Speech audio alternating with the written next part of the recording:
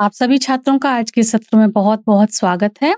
आज हम अध्याय 6 ऊतक सिद्धांत भाग 3 पर आपके साथ चर्चा करेंगे। इस चर्चा में हम एनसीईआरटी अनुभाग 6.2.2 एवं 6.2.2 के पहले भाग का आपको चर्चा में उल्लेख करेंगे। तो चलिए शुरू करते हैं ये आज का अध्याय 6 भाग 3। आप देख रहे हैं यह अस्वीकरण है। और अब आज के सीखने के उद्देश्यों पर ध्यान लगा लेते हैं। तो आज के इस सत्र में हम जो मेन बात करने वाले हैं वह है स्थायी ऊतक के बारे में। स्थायी ऊतक को हम परिभाषित करेंगे और पादप वृद्धि एवं विकास में इसकी भूमिका पर चर्चा करेंगे। दूसरा हमारा आज का उद्देश्य रहेगा कि यह समझना कि साधारण स्थायी ऊतक क्या होते हैं, उसके बारे में चर्चा करना है। इसके कितने तरीके के उप प्रकार हैं, जैसे कि पैरेन्काइमा, कोलेनकाइमा एवं स्क्लेरेन्काइमा। तो ये आज के हमारे मुख्य उद्देश्य हैं चर्चा के। यदि हम अनुक्रमणिका पर नजर डालें तो सबसे पहले हम आपके सामने लेकर आएंगे स्थायी ऊतक और उसमें सरल स्थायी ऊतक को पहले चर्चा में लेकर आएंगे। इसके बाद कुछ क्रियाकलाप करेंगे। क्रियाकलाप 6.2, 6.3 को आपके साथ करेंगे। फिर इस सत्र को सारांशित करेंगे। सारांशित करने के बाद कुछ एनसीईआरटी पाठ्यक्रम प्रश्नों का आपके साथ अभ्यास करेंगे। फिर आज के सत्र के मुख्य बिंदु दोबारा से आपके सामने रखेंगे जो आपकी परीक्षा के में काफी काफी महत्वपूर्ण योगदान निभाते हैं। और फिर कुछ एक दो रोचक प्रश्न आपके सामने रखेंगे जिसका उत्तर आपको अपनी समझ के अनुसार देना होगा। तो चलिए शुरू करते हैं आज का ये सत्र। सबसे पहले हम बात करेंगे स्थायी ऊतकों के परिचय से। तो चलिए सबसे पहले परिभाषा देख लेते हैं। तो स्थायी ऊतक क्या है? स्थायी ऊतक में परिपक्व पूरी तरीके से विकसित कोशिकाएं होती हैं जो विभाजित होना बंद कर चुकी होती हैं। वे अपने अंतिम रूप और कार्य में स्थिर हो चुकी होती हैं। युवा एवं तेजी से विभाजित होती जो मेरिस्टेमेटिक कोशिकाएं हैं वह क्या करती हैं? अपना विभाजन करना बंद कर देती हैं और स्थायी गैर विभाजित कोशिकाओं के रूप में परिपक्व हो जाती हैं जो अंततः स्थायी ऊतक का निर्माण करती हैं। तो हम कह सकते हैं कि यह वह कदम है जहां युवा कोशिकाएं अपनी संरचना को बदलकर एक विशिष्ट तरीके की संरचना बना लेती हैं, एक विशिष्ट तरीके के कार्य के लिए तैयार हो जाती हैं। उदाहरण के लिए एक साधारण कोशिका यदि परिवहन या समर्थन के लिए तैयार उसको होना है तो वो अपने अंदर एक विशेषीकृत परिवर्तन लेकर आएगी और वह विशेषीकृत कोशिका बन जाएगी। तो स्थायी ऊतक को हम मुख्य रूप से दो श्रेणियों में व्यवस्थित कर सकते हैं। पहला है सरल स्थायी ऊतक, दूसरा है जटिल स्थायी ऊतक। सरल में क्या होगा? केवल एक प्रकार की कोशिकाएं होंगी सारी, जबकि जटिल में एक साथ काम करने वाली कई प्रकार की कोशिकाएं होंगी।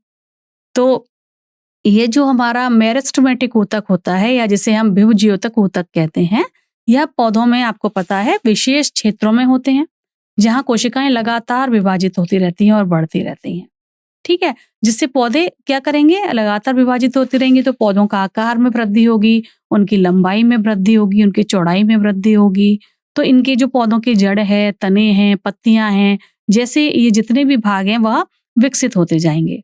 तो ये ऊतक पौधों में अन्य स्थायी ऊतकों को ही अल्टीमेटली क्या करते हैं? जन्म देते हैं, जो फिर समर्थन, परिवहन एवं संग्रहण जैसे विशिष्ट कार्य करते हैं, जिससे पौधे बढ़ने और जीवित रहने में पौधों को काफी मदद मिलती है।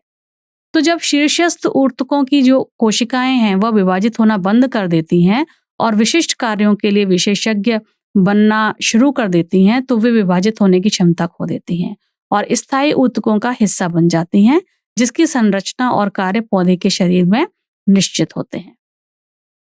आप देख पा रहे हैं इस टेबल के माध्यम से पादप ऊतक को दो में विभाजित किया है। विभज्योतक ऊतक जो लगातार विभाजित होती हैं और दूसरी है स्थायी ऊतक। स्थायी ऊतक को दोबारा से दो हिस्सों में बांटा है, सरल स्थायी ऊतक एवं जटिल स्थायी ऊतक। सरल में हमारी पैरेन्काइमा, कोलेनकाइमा, स्क्लेरेन्काइमा आते हैं, जबकि जटिल स्थायी ऊतक में जाइलम एवं फ्लोएम आते हैं। चलिए तो अब आगे बढ़ते हैं। तो अब हम सबसे पहले बात करेंगे सरल और जटिल स्थायी ऊतक जो थे उनमें स्थायी ऊतकों के वर्गीकरण के बारे में, जो कि अभी अभी मैंने आपको दिखा दिया। तो अगर इस तालिका के माध्यम से आप समझना चाहें तो आप देख पाएंगे कि जबकि सरल स्थायी ऊतक एक ही प्रकार की कोशिकाओं से बने होते हैं जिनकी संरचना और कार्य समान है। जैसे अभी आपके सामने मैंने उदाहरण रखे थे, पेरेन्काइमा, कोलेनकाइमा एवं स्क्लेरेन्काइमा। जबकि जो जटिल स्थायी ऊतक है उसमें कई प्रकार की कोशिकाएं मिलेंगी जो विभिन्न कार्यों को करने के लिए प्रतिबद्ध होंगे। जैसे कि जो जाइलम है वह जल के परिवहन के लिए प्रतिबद्ध है, जबकि फ्लोएम भोजन के परिवहन के लिए प्रतिबद्ध है। सरल ऊतक क्या होते हैं, यह पूरे शरीर में पाए जाते हैं, जबकि जो जटिल ऊतक है वह मुख्य रूप से संवहन पूल में ही स्थित होते हैं। सरल ऊतक केवल एक ही कार्य करते हैं, जैसे संचय करना या समर्थन करना, जबकि जो जटिल ऊतक है वह कई तरीके के कार्य करते हैं, जैसे परिवहन करना, संरचनात्मक समर्थन जारी रखना। सरल ऊतकों में कोशिका भित्ति आमतौर पर पतली होगी, सिवाय स्क्लेरेन्काइमा के, क्योंकि स्क्लेरेन्काइमा की भित्तियां तो काफी मजबूत होती हैं, इसलिए वो मोटी भी होती हैं। जबकि जटिल ऊतकों की कोशिका भित्ति की संरचना उनके विशिष्ट कार्य के अनुसार अलग अलग प्रकार की होती है। तो चलिए सबसे पहले हम सरल स्थायी ऊतक में पहला प्रकार पढ़ लेते हैं, जिसका नाम है पेरेन्काइमा। तो पेरेन्काइमा की क्या विशेषता है? एक तो यह जीवित कोशिकाएं होती हैं, ठीक है। विपरीत रूप से ये कुछ अन्य पौधों में पौधों की कोशिकाएं मृत होती हैं, लेकिन उनमें यह उन्हें उपापचयी प्रक्रियाओं करने की अनुमति देता है, जैसे प्रकाश संश्लेषण एवं श्वसन, ठीक है। पर जो नॉर्मली होती हैं पेरेन्काइमा कोशिकाएं, वह परिपक्व जब तक हो जाती हैं, परिपक्वता तक वह जीवित ही रहती है, ठीक है।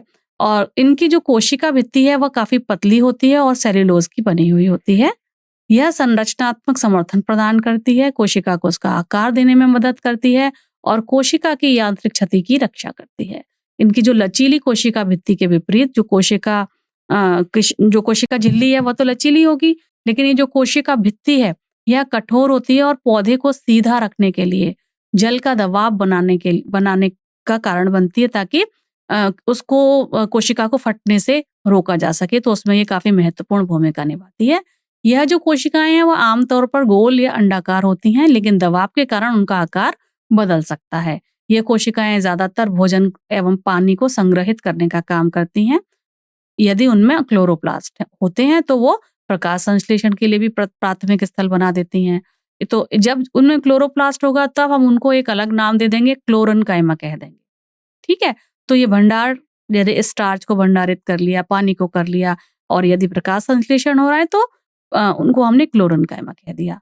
तो यह ऊतक कहाँ पाया जाएगा? यह ऊतक पूरे पौधे के कई जो नरम हिस्से हैं वहां पर पाए जाते हैं, जैसे जड़ है, तना, पत्ती, इनका जो भी नरम हिस्सा होता है, अभी अभी जो बन रहा होता है, वहां ये पाए जाते हैं। फलों को भी नरम रखने के लिए यह मांसल घोल, रस घोल पेरेन्काइमा कोशिकाओं से इनका बना हुआ होता है। फलों के अंदर जो मांसल रस घोल होता है वह पेरेन्काइमा कोशिका से बनता है, जिसमें संग्रहित भोजन होता है और पानी भरा रहता है। यानी कि हम कह सकते हैं कि फलों का जो गूदा है वो असल में पेरेन्काइमा ऊतक है, ठीक है। यहाँ पर देखिए आपको विभिन्न प्रकार के सरल ऊतकों के चित्र दिखाए हैं, आप उनको ध्यान से देख सकते हैं। अब हम आगे बढ़ते हैं दूसरे तरीके के ऊतक की तरफ, जिसे हम बोलते हैं कोलेनकाइमा, या जिसे हम हिंदी में कहेंगे स्थूल कोण ऊतक। तो ये जो कोलेनकाइमा है, इसकी भी जो कोशिकाएं हैं वह जीवित होती हैं और अपने सक्रिय प्रोटोप्लास्ट को बनाए रखती हैं। यह ऊतक को वृद्धि करने और पौधे के युवा लंबाई में बढ़ते हुए भाग के साथ अनुकूलित होने की यह अनुमति देते हैं।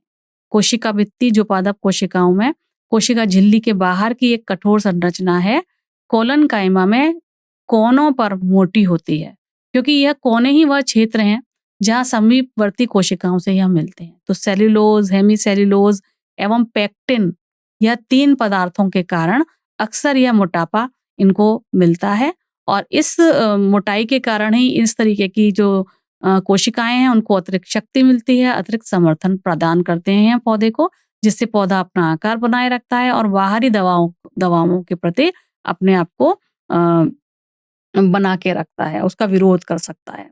बाहरी दबावों के कारण अपने आप को झुकाएगा नहीं, ठीक है। तो इसीलिए इनकी जो कोशिका भित्ति हैं वह कोनों पर मोटी होती हैं। किसके कारण होती हैं ये मैंने आपको बता दिया, सेल्यूलोज, हेमीसेल्यूलोज एवं पेक्टिन। चलिए तीसरा है आकार। तो यदि हम आकार की बात करें तो कोलेनकाइमा जो कोशिकाएं हैं वह चौड़ाई की तुलना में लंबी ज्यादा होती हैं, और लंबाई के साथ साथ उनकी मजबूत लेकिन लचीली दीवारें पौधों की संरचना को समर्थन प्रदान करने में मदद करती हैं। इनका मुख्य कार्य क्या है? लचीला सहारा बनना। यह ऊतक पौधों को मजबूती देता है और लचीलापन प्रदान करता है, जिससे युवा तने और पत्ती के जो डंठल हैं वह हवा में झुक सकते हैं बिना टूटे हुए।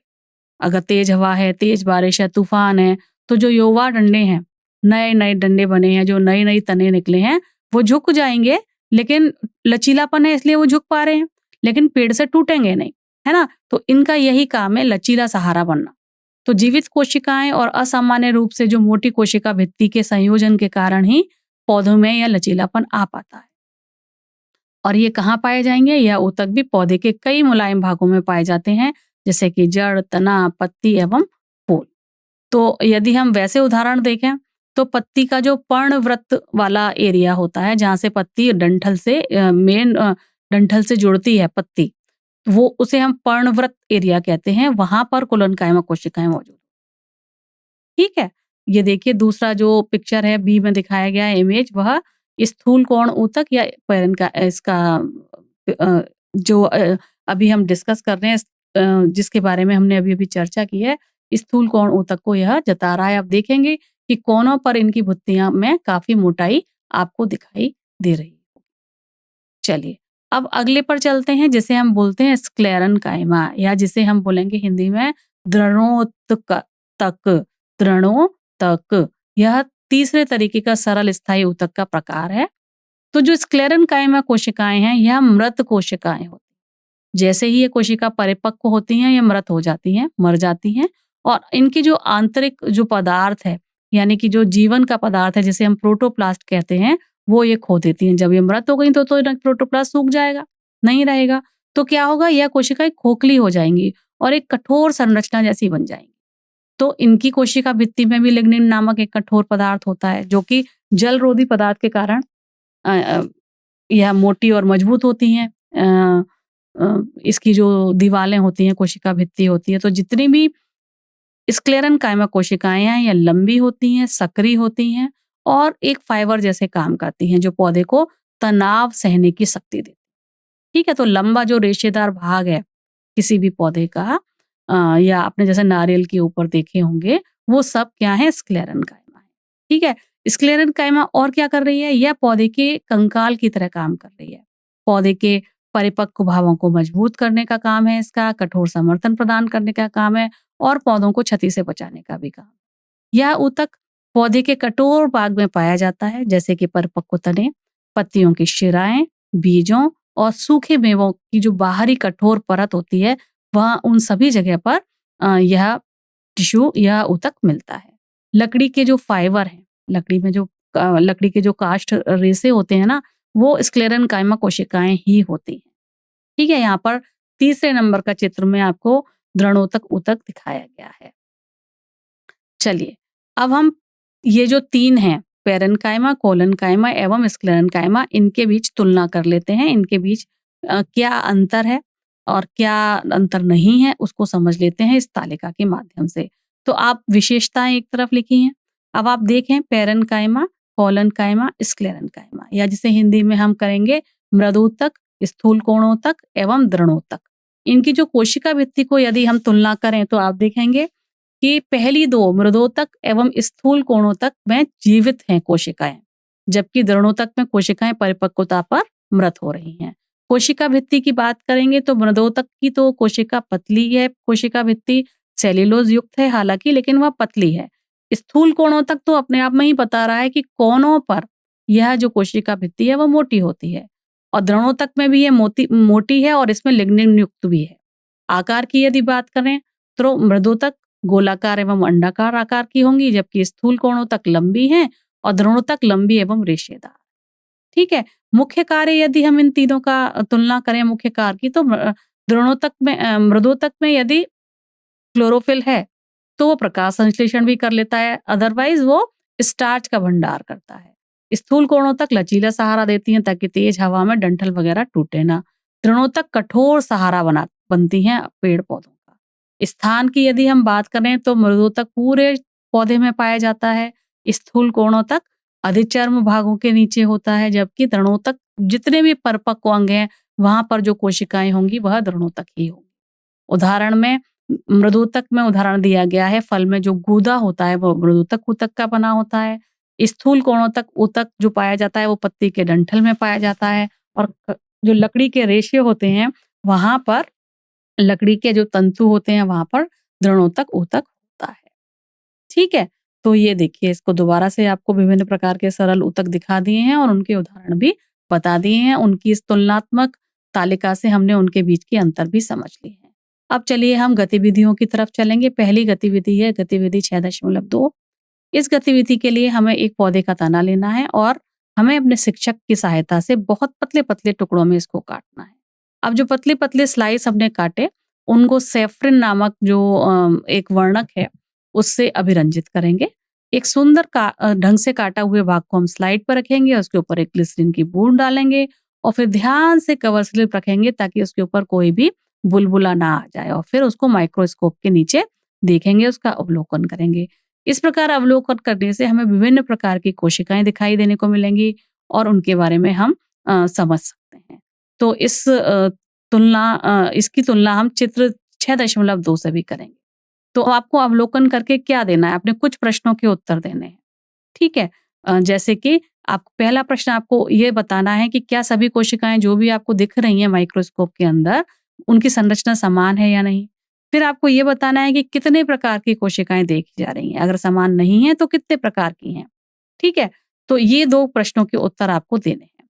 चलिए, तो अब हम इस गतिविधि को करेंगे तो हमें उद्देश्य क्या लिखना है? हमें उद्देश्य लिखना है एक पादप तने में विभिन्न प्रकार की कोशिकाओं का अवलोकन करना एवं उसको पहचानना। ठीक है? सूक्ष्मदर्शी का उपयोग करके हमें पादप में विभिन्न प्रकार की कोशिकाओं का अवलोकन करना है एवं उसको पहचानना है। यह हमारा उद्देश्य हुआ। हमें आवश्यक सामग्री के रूप में हमें एक ताजा किसी पेड़ का तना लेना है, सूक्ष्मदर्शी लेनी है, slide, cover slip, blade, scalpel, safranin, अभिरंजक, ग्लिसरीन, ब्रश और पानी। ठीक है, ये सामग्री हमको लेनी है या इन सामग्री का उपयोग करके हम एक स्पष्ट रंगीन अनुभाग को तैयार करेंगे तने को, ताकि माइक्रोस्कोप के तहत विभिन्न ऊतकों जैसे अधिचर्म, cortex, vascular bundle, xylem, phloem, इन सभी का हम अवलोकन कर सकें। तो चलिए अब हम प्रक्रिया यदि देखेंगे तो हमने क्या करना है, सबसे पहले तने के पतला सा अनुप्रस्थ काटना है। ठीक है, अब अंदर तने के अंदर हमें विभिन्न भागों को देखना है जैसे अधिचर्म, कॉर्टेक्स, संवहनी बंडल और पित्त, जो तने के कार्य में परिवहन और समर्थन के लिए काफी महत्वपूर्ण होते हैं। पतले स्लाइस पर लाल रंग का स्टेन डालना है जिसे हम सेफ्रिन कहते हैं। यह जो रंजक है यह पौधों के भागों को रंग देता है, जैसे कठोर लकड़ी जैसे जाइलम उत्तम को, जिससे वे बाहर खड़े रहें और देखने में आसानी हो। ठीक है, तो इसके बाद हम एक साफ कांच की स्लाइड पर धब्बेदार स्टेम स्लाइड में से एक किसी स्लाइस को रखेंगे और इसके ऊपर ग्लिसरीन की एक बूंद डालेंगे। ग्लिसरीन क्या करेगी, ये पौधे के ऊतक को सूखने से रोकेगी ताकि हम उसे लंबे समय तक देख सकें। इसके बाद हमें एक कवर स्लिप को धीरे धीरे उसके ऊपर रखना है ताकि कोई भी बुलबुला ना आए। हवा के बुलबुले से बचते हुए हमें यह रखना है ताकि हमें जो चीज देखनी है वह दृश्य अवरुद्ध उसमें अवरुद्ध पैदा ना करे कोई भी बुलबुला। तो अब यह जो तैयार स्लाइड है इसको हम माइक्रोस्कोप के नीचे रखेंगे। पहले कम पावर पर रखेंगे, फिर लेंस को फोकस करेंगे ताकि हमें स्टेम के अंदर की कोशिकाएं विभिन्न प्रकार और उनकी व्यवस्था देखने को मिल जाए। फिर हम इसे हाई पावर पर देख सकते हैं। ठीक है, तो अवलोकन जो हमें करना है उसमें हमें क्या दिखाई देगा, हमें विभिन्न प्रकार की कोशिकाएं दिखाई देंगी जैसे अधिचर्म जो बाहरी परत है, उसके बाद हमें दिखेगी कॉर्टेक्स कोशिकाएं, फिर संवहनी जाइलम यानी कि जाइलम एवं फ्लोएम, फिर हमको दिखेंगे पित्त कोशिकाएं जो पौधे के तने या जड़ के केंद्रीय भाग में पाई जाने वाली नरम पतली दीवार वाली कोशिकाएं होती हैं, विशेष रूप से पित्त क्षेत्र। ठीक है, तो ये हमारे को दिखाई देगा। तो अब हमारा निष्कर्ष क्या रहा, हमारे को निष्कर्ष ये निकला कि जितनी भी कोशिकाएं हम देख रहे हैं सभी कोशिकाओं की संरचना समान नहीं है। आप देख पाएंगे कि जो अधिचर्म है, कॉर्टेक्स है, वेस्कुलर ऊतक है, पित्त है, इसमें कई प्रकार की कोशिकाएं हैं जिनमें जाइलम, फ्लोएम, पेरेन्काइमा, कोलेनकाइमा और कभी-कभी स्क्लेरेन्काइमा भी शामिल है। तो यह निर्भर करता है कि किस तने को आपने काट के स्लाइड बनाई है, उस पर निर्भर करेगा कि कोलेनकाइमा, स्क्लेरेनकाइमा आपको दिखेगी या नहीं दिखेगी। ठीक है? तो जो सबसे बाहरी परत है जिसे हम अधिचर्म कह रहे हैं, वो हमारी पौधे की सबसे बाहरी कोशिका परत है, जो क्या करती है, पौधे की रक्षा करती है, उसे क्षति से बचाती है, जल की हानि को रोकती है और गैसों के आदान-प्रदान में मदद करती है। यह कसकर जुड़ी कोशिकाओं से बनी होती है, जो एक जलरोधी अवरोध बनाती हैं और पौधों के कुछ भागों जैसे पत्तियों में, इनमें स्टोमेटा नामक छोटे-छोटे छिद्र भी होते हैं, जो पौधे को कार्बन डाइऑक्साइड लेने और ऑक्सीजन छोड़ने में मदद करते हैं। आमतौर पर केवल एक कोशिका की एक एकल परत इसमें होती है, जिसका मतलब है संरचना में सतह को ढकने वाली केवल एक कोशिकीय कोशिकाओं की परत, जिससे गैसों, पोषक तत्वों और अपशिष्ट पदार्थों जैसे पदार्थों का कुशल आदान-प्रदान हो सकता है।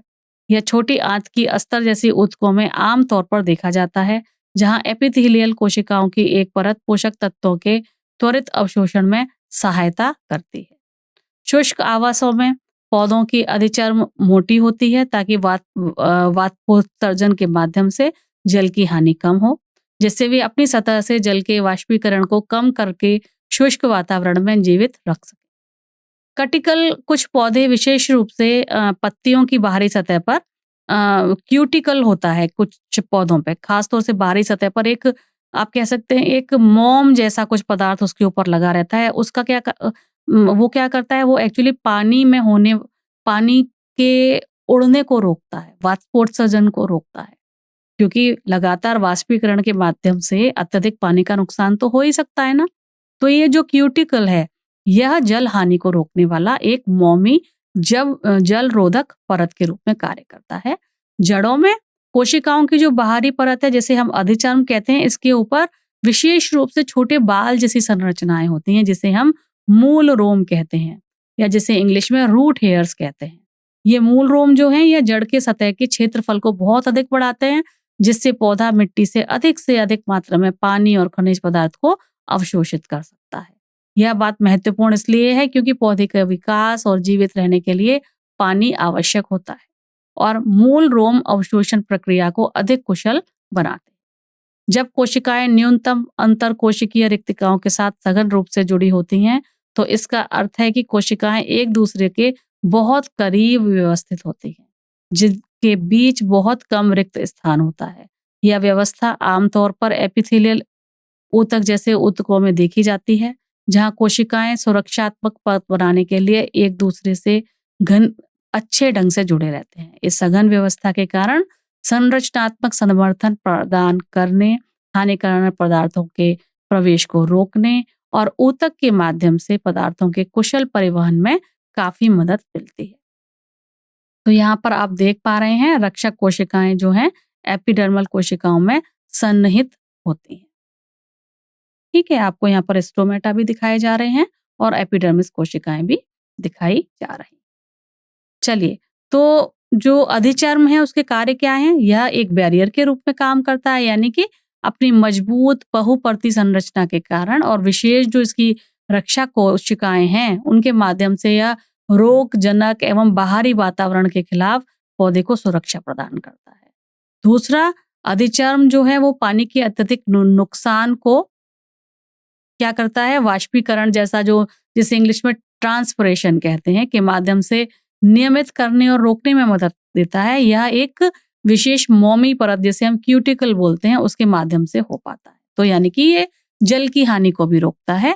तीसरा है यांत्रिक क्षति, यानी कि अधिचर्म की जो घनी तौर पर जुड़ी कोशिकाएं हैं, वह एक मजबूत सुरक्षात्मक बाहरी परत बनाती हैं, जो पौधे को शारीरिक क्षति और घिसावट से बचाने में मदद करती है। यह सुरक्षात्मक परत मोमी, क्यूटिकल, परजीवी कवक और जो जीवाणु हैं, बीजाणु हैं, इनसे पौधे के ऊतक को प्रवेश करने से इनको बचाती है। यानी हम कह सकते हैं कि संक्रमण को फैलने से रोकती है, कोशिश करती है कि संक्रमण पौधे के अंदर ना आए। या हम कह सकते हैं परिजीवी जो जीवी हैं, जितने भी रोगजनक जीव हैं, उनके आक्रमण से पौधे को बचाती है। ठीक है, और इसकी जो अधिचर्म की कोशिकाएं हैं विशेष रूप से पौधे के हवा के संपर्क में आने वाले जो भाग हैं, यानी कि पत्ती है, जड़ है, तना है, जड़ तो नहीं है, तना है, उस पर एक मोमी पदार्थ स्रावित करती हैं, जिसे क्यूटिकल कहते हैं। तो यह जलरोधी लेप के रूप में कार्य करता है। ठीक है। रक्षक कोशिकाएं एपिडर्मल कोशिकाओं में भी अंतर्निहित होती हैं। चलिए अब देखते हैं कि ये अंतर कोशिकीय जो स्थान है, स्थानों पर बिना एक सतत परत ये बने रहते हैं, यानी कोशिकाएं एक दूसरे से बहुत सटके, एक दूसरे से सटाकर बिना किसी अंतराल के ये जुड़ी हुई होती हैं और एक मजबूत एवं सुरक्षात्मक बैरियर बनाती हैं। तो ये जो एपिडर्मल कोशिकाएं हैं, यानी अधिचर्मी कोशिकाएं हैं, वह बाहरी और पार्श्व दीवारें उसकी जो हैं वो आंतरिक दीवार से मोटी होती हैं या अतिरिक्त सुरक्षा और शक्ति प्रदान करती हैं। इसके ऊपर छोटे छोटे रंध्र मूल होते हैं, जैसे हम अंग्रेजी में स्टोमेटा कहते हैं। तो इस त्वचा के ऊपर छोटे छोटे छिद्र होते हैं जो कि कार्बन डाइऑक्साइड और ऑक्सीजन जैसे गैसों को पौधे में प्रवेश या निकास की अनुमति देते हैं एवं वाष्पोत्सर्जन के द्वारा जल वाष्प को भी बाहर यहीं से निकाला जाता है। ये जो कोशिकाएं हैं अधिचर्मी कोशिकाएं, इनमें जो पाए जाने वाले स्टोमेटा होते हैं वह चारों ओर स्थित विशेषीकृत गुर्दे के आकार वाली कोशिकाओं का एक जोड़ा होता है। ठीक है। ये खुलती और बंद होकर स्टोमेटल पोर के आकार को नियंत्रित करती है। तो उन कोशिकाओं को हम क्या कहते हैं, जो रंध्रों को घेर कर रखती हैं? द्वार कोशिकाएं। क्या कहते हैं? द्वार कोशिकाएं। तो इनकी विशेष अनुकूलन पर ध्यान दे लेते हैं कि जड़ें जो हैं, जड़ों में जो एपिडर्मल कोशिकाएं हैं, अधिचर्मी कोशिकाएं हैं, उनमें जल अवशोषण को बढ़ाने के लिए बाल जैसी संरचनाएं होती हैं, जिसे हम मूल रोम कहते हैं। यह जड़ के सतह का जो क्षेत्रफल है उसे बढ़ा देते हैं ताकि जल का और अधिक और बाकी खनिज पदार्थों का मिट्टी से ज्यादा अवशोषण हो सके। दूसरा, मरुस्थलीय पौधे जो हैं, जो यानी कि हम कहें कि रेगिस्तान में पाए जाने वाले जो पौधे हैं, उनके ऊपर एक बहुत मोटी मोम जैसी बाहरी परत होती है, जिसे क्यूटिकल कहते हैं। यह परत एक वसा वाले पदार्थ से की बनी हुई होती है और इसके कारण पौधे जो हैं अपने अंदर पानी को बचा के रख पाते हैं, यानी कि पानी के वाष्पोत्सर्जन को यह रोकती है यह परत, और पौधे को सूखने से रोकती। ठीक है। तो इसका दूसरा काम ये हो गया। अब है कॉर्क कोशिकाएं। आइए अब हम कॉर्क कोशिकाओं के बारे में पर चर्चा कर लेते हैं। जो कॉर्क कोशिकाएं हैं वो पौधे के द्वितीयक सुरक्षात्मक ऊतक का हिस्सा होती हैं, जो कॉर्क कैम्बियम से विकसित होती हैं। एक कोशिका की परत होती है जो तने एवं जड़ों में बनती है।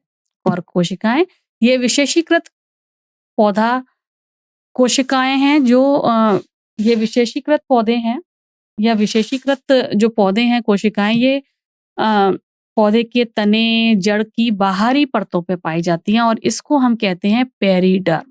क्या कहते हैं? हम इसको बोलते हैं पेरिडर्म। कॉर्क कोशिकाएं परिपक्वता पर मृत हो जाती हैं, जिसका अर्थ है कि उनमें अब केंद्रक या अन्य जीवित भाग नहीं रह जाते। वे इसलिए बेकार नहीं होती क्योंकि वे मृत हैं, बल्कि उनकी भौतिक एवं रासायनिक संरचना ही उन्हें सुरक्षा में इतनी प्रभावी बनाती। यह कोशिकाओं की परत पौधों को शारीरिक चोट और रोगों से बचाती है। यह देखिए, ये रही रक्षी ऊतक। ठीक है, आप इसमें अच्छे से देख पा रहे हैं पेरिडर्म का क्या काम है। तो ये जो अब हम चलिए बात करेंगे कॉर्क कोशिकाओं के निर्माण की। तो जो कॉर्क कोशिकाएं हैं वह एक विशेष प्रकार के ऊतक से उत्पन्न होती हैं, जिसे हम कॉर्क कैम्बियम कहते हैं। ठीक है, जी कहाँ पाया जाएगा? ये पौधों के तनों में, जड़ों में पाई जाने वाली जो मेरिस्टेमेटिक ऊतक होता है उसी का एक प्रकार होता है। तो कॉर्क कैम्बियम पौधों के तनों और जड़ों में पाए जाने वाला द्वितीयक विभाज्य ऊतक है। कॉर्क कैम्बियम, जिसे हम फेलोजेन भी कहते हैं, नए कॉर्क कोशिकाओं को बाहर की ओर विभाजित करके उत्पन्न करता है। यह विभाजन पौधे को यांत्रिक समर्थन और सुरक्षा प्रदान करने में महत्वपूर्ण भूमिका निभाने वाली कॉर्क नामक बाहरी सुरक्षात्मक परत के निर्माण में मदद करता है। कॉर्क कैम्बियम द्वारा निर्मित आंतरिक परत फेलोडर्म बनाती है, जो पौधों में पेरिडर्म का हिस्सा होती है। जैसे जैसे कॉर्क कैम्बियम विभाजित होती है, यह कोशिकाएं बाहर की ओर धकेलकर कॉर्क या बाहरी छाल बनाता है और अंदर की ओर फेलोडर्म बनाता है, जो एक पतली जीवित परत होती है जो पानी और पोषक तत्वों के परिवहन में मदद करती है और पौधे को अतिरिक्त समर्थन और सुरक्षा प्रदान करती है। जब कॉर्क कोशिकाएं बढ़ती हैं तो वे सुबेरिन नाम का एक मोम जैसा पदार्थ निकालती हैं। ठीक है, और इसका क्या काम है, ये गैस और पानी के लिए अभेद बना देती हैं। यानी कि जब सुबेरिन रिलीज हो जाएगा, सुबेरिन निकलेगा, तो वो एक तरीके से, क्योंकि मोम जैसा है और उसकी लेयर बनेगी, तो वो क्या होगा, ना गैस निकल पाएगी बाहर ना पानी, तो अभेद बना देगा उसको। तो इस प्रक्रिया को हम कहते हैं सुबेरिनीकरण। इसके कारण जो कॉर्क है वह एक तरीके से सुरक्षात्मक बैरियर के रूप में कार्य करता है, जो जल की हानि को रोकता है और गैसों की गति को अवरुद्ध करता है और पौधे की रक्षा एवं ऊष्मारोधन के लिए यह काफी महत्वपूर्ण माना जाता है। ठीक है, यहाँ आप कॉर्क कैम्बियम को देख सकते हैं। चलिए, तो अब कॉर्क कोशिकाओं की विशेषताओं की बात कर लेते हैं। कॉर्क कोशिकाओं में बॉक्स जैसी एक संरचना होती है, क्योंकि ये मृत कोशिकाएं हैं जिनमें से प्रोटोप्लाज्म नष्ट हो जाता है, जिससे ये कठोर हो जाती हैं। कॉर्क कोशिकाओं में मोटी सुबेरिन समृद्ध कोशिका भित्ति होती है, जो उन्हें जल और गैसों के प्रति अभेद बना देती है। जब कोशिकाएं न्यूनतम अंतः कोशिकीय स्थान के साथ सघन रूप से समूहित होती हैं, तो इसका अर्थ है कि कोशिकाएं एक दूसरे से के बहुत करीब व्यवस्थित हैं, जिसके बीच उन बहुत कम खाली स्थान होता है। यह संरचना आमतौर पर त्वचा के अधिचर्म या पौधों के ऊतक जैसे कि पैलिसेड मेसोफिल में देखी जाती है, या जहां यह संरचना सुरक्षा देती है, समर्थन या प्रकाश संश्लेषण जैसे कार्यों की दक्षता को अधिकतम करने में भी मदद करती है। कोशिकाओं का जो घना समूहीकरण है वह संरचनात्मक मजबूती को बेहतर बनाता है और ऊतक के भीतर पदार्थों के कुशल परिवहन में सहायता करता है। तो जैसे कि कुछ ऑर्थोपोड्स जितने होते हैं उनमें एक्सोस्केलेटन होता है और उसमें क्या होता है, उसके ऊपर भी क्यूटिकल की एक लेयर होती है ताकि जल की हानि वो रोकती है। इसी प्रकार से यहाँ पर पेड़ पौधों में भी हमने सुबेरीकरण की बात की आपके साथ, वो क्या करता है, उसको रोकता है, मतलब पानी के उड़ने को रोकेगा।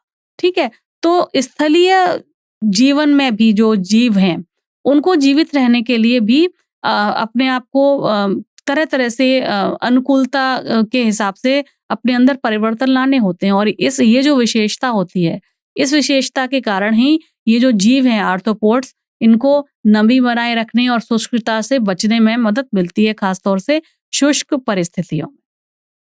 ठीक है, तो यदि हम पेड़ पौधों की बात करें तो जो कॉर्क है यह कुछ पौधों की बाहरी परत में पाया जाता है और एक तरीके से प्राकृतिक इंसुलेटर का काम करता है, जो ऊष्मा की हानि को और लाभ को कम करके पौधे के जो आंतरिक उसका वातावरण है, आंतरिक जो तापमान है, उसको स्थिर रखने में यह मदद करता है। इस प्रकार पौधे को चरम तापमान से भी ये जो कॉर्क है यह बचाता है।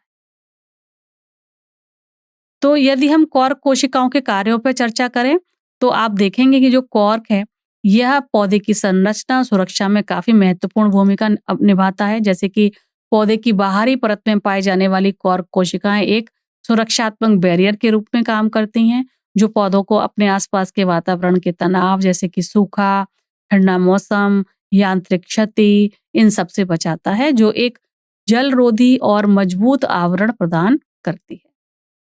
कॉर्क एक अभेद परत है जो कवक और जीवाणु जैसे हानिकारक जीवों को बाहर रखती है। ठीक है, ये जो है हानिकारक जीवाणुओं को बाहर रखती है। एक मजबूत परत है जो तरह तरह के टक्कर, घर्षण, जानवरों से होने वाली यांत्रिक क्षति का भी प्रतिरोध करती है। हालांकि जो सुबेरिन के माध्यम से एक जो परत उसके ऊपर बन जाती है वो क्या करती है, कॉर्क परत को ज्यादा अपारगम्य बना देती है। फिर भी तने में कुछ लेंटिसेल्स नामक छोटे छोटे छेद होते हैं। यह जो छिद्रित छोटे छोटे छेद होते हैं, ये एक लेंस के आकार वाले जो छेद यह जिम्मेदार होते हैं आंतरिक ऊतक और बाहरी हवा के बीच ऑक्सीजन और कार्बन डाइऑक्साइड जैसी गैसों के आदान प्रदान के। यानी कि हम कह सकते हैं कोशिका के श्वसन के लिए यह महत्वपूर्ण भूमिका निभाते हैं लेंटिसेल्स, तने इत्यादि में। जब किसी पौधे को चोट लगती है तो कॉर्क कैम्बियम चोट को तेजी से सील करके नई कॉर्क कोशिकाएं बना लेते।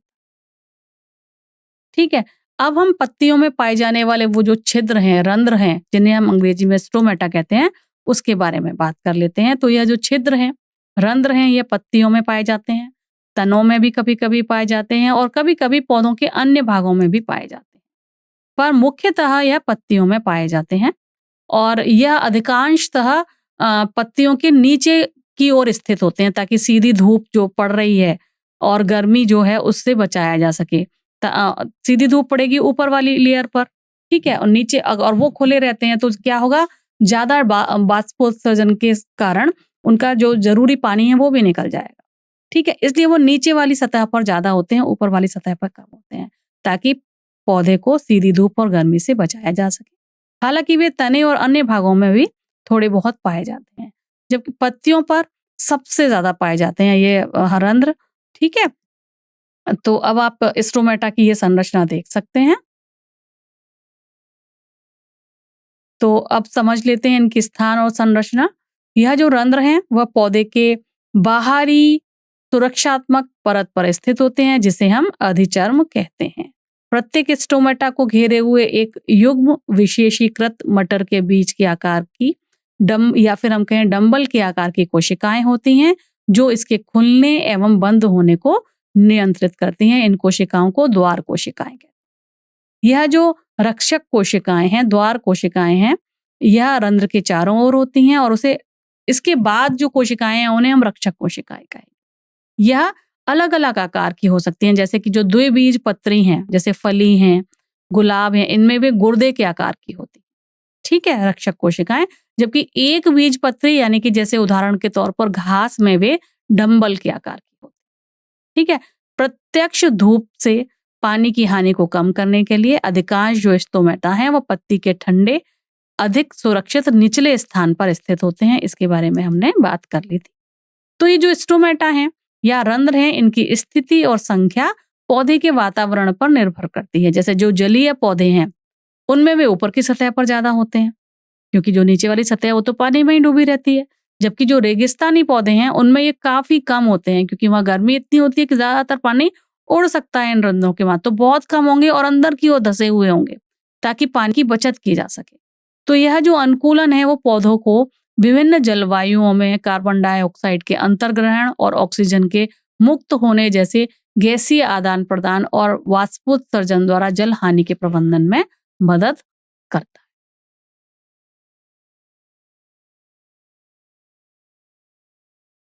तो अब इन रंध्रों के कार्य देख लें। पहला कार्य तो वही है, गैसों का आदान प्रदान। ठीक है, वातावरण से पत्ती में कार्बन डाइऑक्साइड प्रवेश करने के लिए खुलता है। यह कार्बन डाइऑक्साइड प्रकाश संश्लेषण के लिए बहुत ही महत्वपूर्ण है, प्रकाश संश्लेषण में मदद करती है और पौधे ऑक्सीजन को इन्हीं रंध्रों के द्वारा, एक जो कि एक उपोत्पाद है, इन्हीं रंध्रों के द्वारा बाहर निकाल देती है। ठीक है, तो ये जो स्टोमेटा है, ये रंध्र हैं, यह कार्बन डाइऑक्साइड को लेने के लिए, ऑक्सीजन को निकालने के लिए, ऑक्सीजन को मुक्त करने के लिए महत्वपूर्ण योगदान देते हैं। कार्बन डाइऑक्साइड का उपयोग प्रकाश संश्लेषण में होगा, है ना। कार्बन डाइऑक्साइड एवं पानी के द्वारा भोजन बनेगा यानी शर्करा बनेगी धूप की प्रेजेंस में और क्लोरोप्लास्ट की प्रेजेंस में। धूप और क्लोरोप्लास्ट तो हो गई, क्लोरोफिल तो होती है ये पत्तियों में, और धूप वातावरण में है, तो उनके द्वारा कार्बन डाइऑक्साइड और पानी मिलकर पौधों का भोजन बनाते हैं। और यह जो रंध्र हैं यह कोशिका के श्वसन के लिए भी आवश्यक गैसों का आदान प्रदान की अनुमति देते हैं। और श्वसन की क्रिया तो हमेशा चलेगी, जैसे हम दिन रात श्वसन की प्रक्रिया करते हैं ऐसे ही पेड़ पौधे भी करते हैं, दिन और रात दोनों समय। तो श्वसन के दौरान पौधे ऑक्सीजन लेते हैं जबकि कार्बन डाइऑक्साइड छोड़ते हैं। चूंकि रंध्र जो हैं यह गैस आदान प्रदान के लिए खुले रहते हैं, तो पानी की जो वाष्प है वह पौधों से मुख्य रूप से पत्तियों के माध्यम से ही वातावरण में छोड़ती है। और इस प्रक्रिया को, जब पानी की वाष्प निकलती है, इस प्रक्रिया को ही हम वाष्पोत्सर्जन कहते हैं, जो पौधों के तापमान को नियंत्रित करने में मदद करती है और जड़ों से पत्तियों तक पानी और पोषक तत्वों के प्रभाव को चलाती है। कार्बन डाइऑक्साइड की बड़ी मात्रा लेकर ऑक्सीजन छोड़ने से पौधे वातावरण में इन गैसों के स्तर को नियमित करते हैं। यह पृथ्वी के वातावरण के संगठन को बनाए रखने और जीवन का समर्थन करने के लिए काफी महत्वपूर्ण है। चलिए अब अगली गतिविधि की तरफ चलते हैं। गतिविधि नंबर 6.3। इसमें हमें एक ताजा तोड़ी गई रियो की पत्ती लेनी है और फिर इसे खींचकर इस पर दबाव लगाकर इसको तोड़ना है। इसे तोड़ते समय हमें धीरे धीरे से खींचना है ताकि कट से कुछ खोल या त्वचा जैसी चीज बाहर निकल आए। अब ये जो त्वचा है इसको हटाना है और इसे पानी से भरी हुई पेट्री डिश में डाल देना है। इसके बाद इस स्लाइड पर सेफ्रिन नामक जो अभिरंजक है उसकी कुछ बूंदें डालनी है, कुछ मिनट इंतजार करना है, फिर इसको एक स्लाइड पर स्थानांतरित करना है और फिर धीरे से कवर स्लिप इसके ऊपर लगा देनी है और फिर माइक्रोस्कोप के नीचे इसका अवलोकन करना है। ये है हमारी क्रियाकलाप 6.3। तो हमारा उद्देश्य रहेगा रियो पत्ती में रंध्रों की संरचना का अवलोकन करना एवं उनका अध्ययन करना। आवश्यक सामग्री हमें चाहिए ताजा रियो की पत्ती, सूक्ष्मदर्शी, slide, cover slip, petri dish, पानी, सेफ्रिन अभिरंजक एवं चिमटी। ठीक है। और इस प्रक्रिया में पत्ती की जो कोशिकाएं हैं उनकी विस्तृत संरचना हम देखेंगे, जैसे क्लोरोप्लास्ट और कोशिका भित्ति के अस्तित्व का भी हम अवलोकन करेंगे, जो कि प्रकाश संश्लेषण में महत्वपूर्ण भूमिका निभाती है। तो सबसे पहले प्रक्रिया में हमें क्या करना है, एक ताजा रियो की पत्ती लेनी है। अब आपको इसकी जो अधिचर्म है ना, उसकी जो कोशिकाओं की पतली परत इसके ऊपर है उसको हमें हटाना है, जो कि पारदर्शी होती है और जल हानि को नियंत्रित करने में ये मदद करती है। ठीक है। तो जो उसको हटा के सावधानी पूर्वक हटा के हमें यह सुनिश्चित करना है कि भोजन का केवल स्वच्छ और स्वास्थ्य वाला हिस्सा, ये जो पतली झिल्ली है इसका बिल्कुल स्वस्थ और ठीक ठाक वाला हिस्सा हम लें। ठीक है। और टूटे हुए किनारे से हमें पतली झिल्ली सावधानी पूर्वक निकालनी है। इसके बाद इस झिल्ली को हमें क्या करना है, एक सेफ्रॉन पेट्री डिश में डाल के सेफ्रॉन की बूंदों के साथ थोड़ी देर के लिए पानी में रख देना है और फिर माइक्रोस्कोप के नीचे इसका अवलोकन करना है। ठीक है। तो जब हम अभिरंजित झिल्ली को स्लाइड पर ट्रांसफर करेंगे, स्थानांतरित करेंगे और उसके ऊपर हम जब कवर स्लिप लगाएंगे तो हमें ध्यान देना है कि कोई भी बुलबुला उनके बीच में ना आए, ताकि हमारा जो है देखने में किसी तरीके का व्यवधान ना हो। ठीक है। तो बहुत ध्यान से हवा के बुलबुले को रोकते हुए हमें स्लाइड को सुरक्षित तरीके से उसके ऊपर कवर स्लिप लगानी है और फिर इसका हमने सूक्ष्मदर्शी में अवलोकन करना है। तो निरीक्षण करने में हमें क्या दिखेगा, हमें निरीक्षण करने में पत्ती की सतह पर मौजूद छोटे छोटे छिद्र दिखेंगे, जिसे हम स्टोमेटा कहते हैं। प्रत्येक रंध्र के चारों ओर 2 गुर्दे के आकार की कोशिकाएं आपको दिखाई देंगी, जो रंध्रों के खुलने और बंद होने को नियंत्रित करती हैं। ठीक है। जिससे पौधे में इन्हीं रंध्रों से क्या होता है, गैसों का आदान प्रदान होता है और जल की हानि का नियमन होता है। तो रक्षक कोशिकाओं में यह जो नियंत्रित करती हैं, इनमें क्लोरोप्लास्ट भी होते हैं। वो आप देख पाएंगे क्लोरोप्लास्ट हैं, जिसके कारण वह प्रकाश संश्लेषण भी करती है। तो द्वार कोशिकाओं के चारों ओर कुछ सहायक कोशिकाएं भी होती हैं और जो रंध्रों की जो द्वार कोशिकाएं हैं उनके खुलने और बंद होने में भी मदद करती हैं। ये देखिए, आप यहाँ पर देख पा रहे हैं, रंध्र देख रहे हैं, उसके दोनों तरफ की द्वार कोशिकाएं देख रहे हैं और उसके चारों तरफ की सहायक कोशिकाएं। तो अब निष्कर्ष क्या है, ये जो प्रयोग है या ये दिखाता है कि रियो की जो पत्ती है उसकी अधिचर्म में स्टोमेटा या रंध्र होते हैं। ये जो रंध्र हैं उनकी संरचना आपने देखा कि इनकी एक विशिष्ट व्यवस्था होती है, जहां प्रत्येक स्टोमेटा को रक्षक कोशिकाएं घेरे रहती हैं। उपकोशिकाएं एक सूक्ष्मदर्शी के अंतर्गत आसानी से दिखाई देती हैं, क्योंकि उनका आकार और व्यवस्था अलग अलग होती है, जो पौधों में गैस के विनिमय को नियंत्रित करने में मदद करती है। अब इस सत्र को सारांशित करते हैं। हमने यहाँ पर स्थायी ऊतक के गैर विभाजित और विभेदित कोशिकाओं से बने होते हैं, ये हमने पढ़ा कि जो स्थायी पादप ऊतक है वह अविभाजित होते हैं और विभेदित कोशिकाओं से बने होते हैं। सरल स्थायी ऊतक जो हैं वो 3 प्रकार के हैं, पैरेन्काइमा, कोलेनकाइमा एवं स्क्लेरेन्काइमा। पैरेन्काइमा का काम भंडार करना है भोजन का, या अगर इनमें क्लोरोप्लास्ट है तो प्रकाश संश्लेषण करना है। कोलेनकाइमा लचीला सहारा देने के लिए उपयोग में आती है, जबकि स्क्लेरेन्काइमा कठोर सहारा देने में अपनी भूमिका निभाती है। अधिचर्म जो है जो पाई जाती है और कॉर्क कोशिकाएं जो पाई जाती हैं पौधे की त्वचा में, वह पौधे की त्वचा का कवच होते हैं, यानी कि वे पौधे के जल की हानि को रोकती हैं, संक्रमण को रोकती हैं तथा शारीरिक क्षति से पौधे को बचाने के लिए सुरक्षात्मक परत के रूप में कार्य करती हैं। ये जो अधिचर्म है इसमें रंध्र पाए जाते हैं। मुख्य रूप से ये रंध्र कहाँ पाए जाते हैं? पत्तियों में पाए जाते हैं, छोटे छोटे होते हैं और यह सांस लेने के लिए छिद्रों की तरह काम करते हैं, खुलते और बंद होते हैं ताकि पौधे प्रकाश संश्लेषण के लिए कार्बन डाइऑक्साइड ले सकें, ऑक्सीजन छोड़ सकें। यह प्रक्रिया यह भी नियंत्रित करती है कि पौधा वाष्पोत्सर्जन के माध्यम से कितना पानी खोता है। ठीक है, तो ये सब कुछ हमने इस सत्र में पढ़ा। अब हम कुछ एनसीईआरटी के क्वेश्चंस कर लेते हैं। पहला प्रश्न यहाँ पूछा गया है, सरल ऊतकों के प्रकारों के नाम बताइए।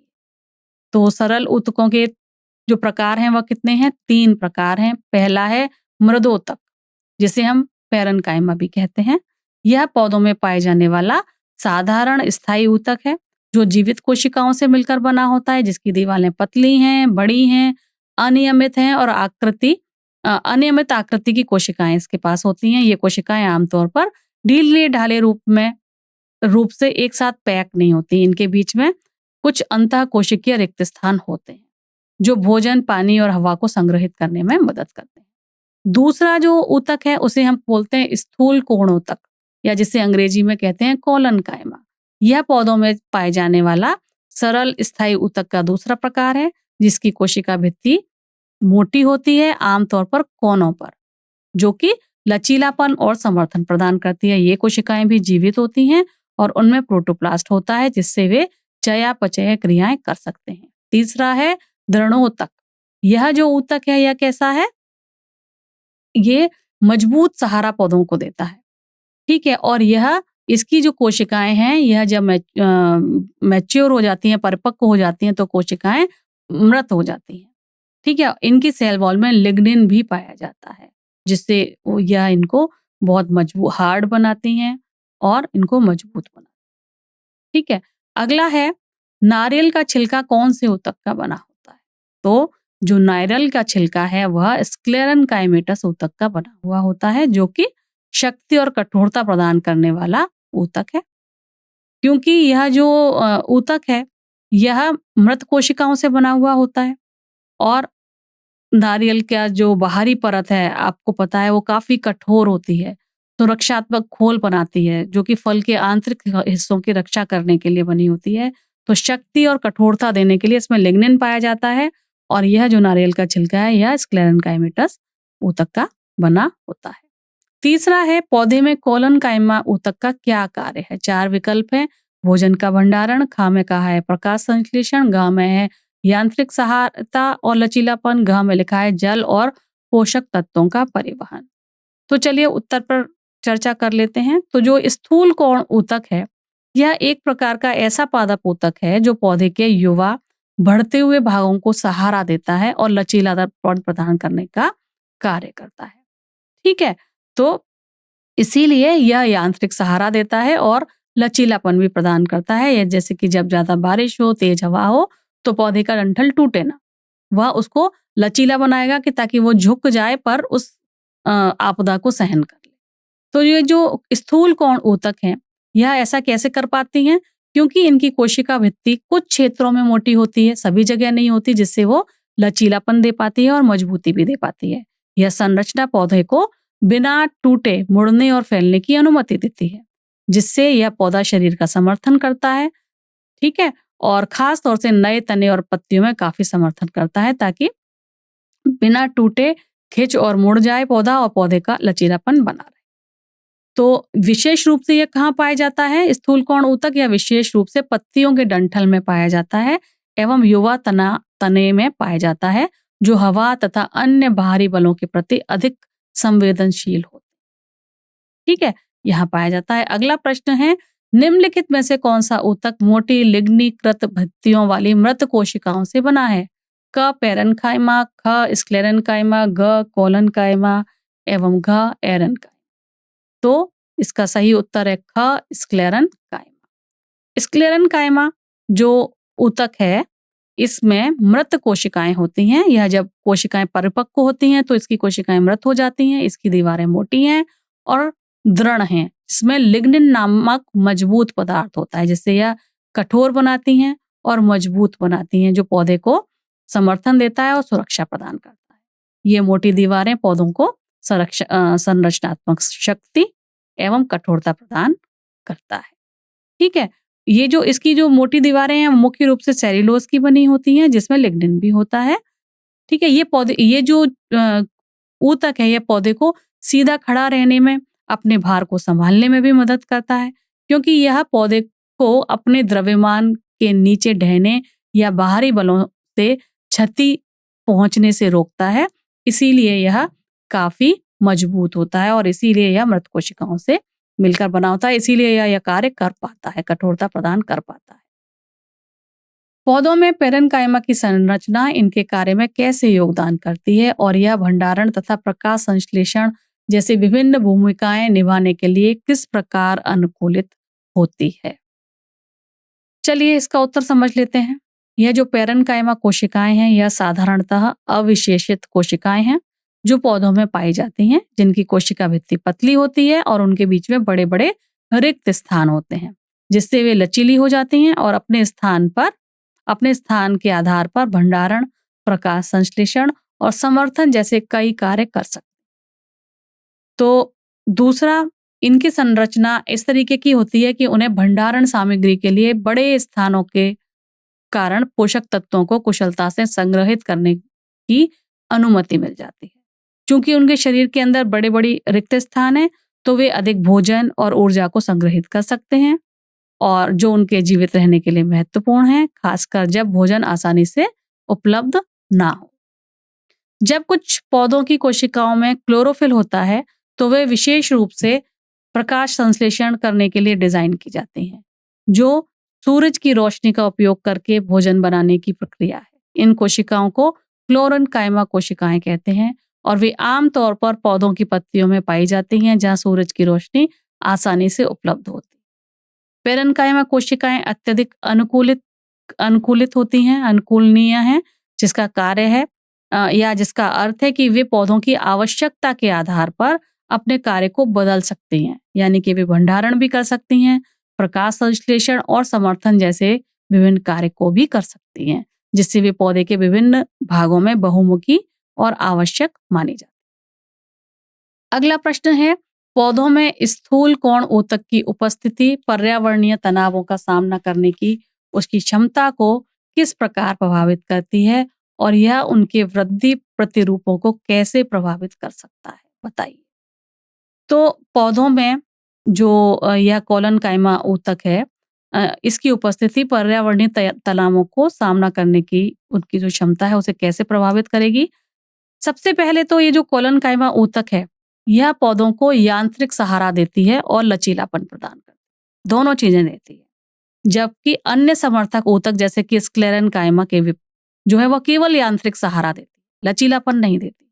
कोलनकाइमा कोशिकाएं, कोशिका भित्ति इनकी जो है मुख्य रूप से कोनों पर मोटी होती हैं, जो पौधों को अत्यधिक कठोर बनाए बिना ही समर्थन प्रदान करती है। पौधों के जो लचीले तले होते हैं, तने हैं, वो हवा के साथ झुकने और हटने के लिए उसको सक्षम बनाती हैं। इस प्रकार मजबूत हवाओं से क्षति के जो जोखिम है उसको कम करती हैं और पौधे को सीधा और स्थिर रहने में भी मदद करती हैं। यह लचीलापन एक अनुकूलन है जो विभिन्न पर्यावरणीय परिस्थितियों में पौधे को जीवित रहने का समर्थन देता है। भारी बारिश हो या बर्फ का भार हो, तो ये जितने भी पर्यावरणीय तनाव हैं उनके प्रति बिना टूटे हुए तने टूट भी तो सकते हैं, लेकिन क्योंकि केवल कोनों पर ही वह कठोर हैं तो नहीं टूटेंगे तने, और उसके बिना ही वह अनुकूलित हो जाते हैं। तो ये जो संरचनात्मक इनकी विशेषता है, जैसे मोटे और मजबूत तने, स्वयं का भार का समर्थन करना, बाहरी बलों से होने वाले नुकसान का प्रतिरोध करना, इन सब चीजों के कारण ही यह विकास के प्रतिरूपों को जो है झेल पाती हैं। ठीक है? पौधों की गति करने और समर्थित होने की क्षमता विशेष रूप से लताओं और कंकाल वाले पौधों के लिए उपयोगी होती है, क्योंकि यह उन्हें ऊपर की ओर चढ़ने और अधिक सूर्य की रोशनी प्राप्त करने में मदद करता है, जो उनकी वृद्धि और जीवित रहने के लिए काफी महत्वपूर्ण है। यह गति उन्हें संरचनाओं से अपने आप को बांधने में मदद करता है, जिससे प्रकाश और पोषक तत्वों तक पहुंचना आसान हो जाता है, जो उनके विकास के लिए अत्यंत आवश्यक है। चलिए, तो यह इसका उत्तर था। अब मुख्य नोट्स देख लेते हैं।